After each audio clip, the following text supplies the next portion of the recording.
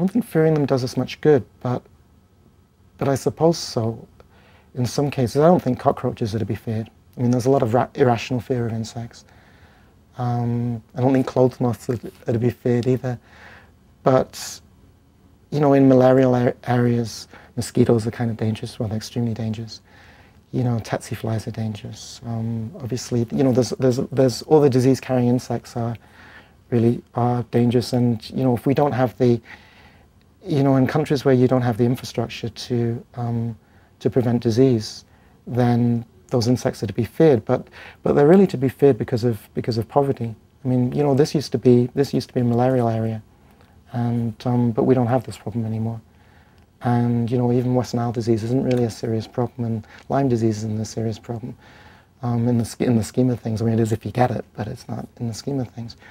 And that's because we're, you know, wealthy countries with, well, with now we have much better health care than we did have, but with healthcare and with, you know, we have the kinds of, you know, the kinds of conditions that mean that we don't really have to fear insects, and we shouldn't do. But in countries where we don't have those, where people don't have those things, then yeah, unfortunately, they do have to. There are probably quite a few, yeah. But the one that I got to know best was in Japan, yeah, where people really have a very, or many people have a very different relationship with insects. And insects are much more visible, much more present, and have a much more positive, or there's a much more positive view of them. You know, when you see insects or forms of insects, you know, so that insects transformed into things in manga and in anime, and people have very strong symbolic associations with certain insects at certain times of year. You know, with fireflies and cicadas and crickets and dragonflies. And there's this long literature in which they appear with these strong symbolic connections as well. And a lot of them are very positive, and even when they're connected to loss and nostalgia, like cicadas are, because they come at, you know, they come at that time of year, you know, in the fall. Then should that be, maybe that's crickets that come in the fall. I always get confused.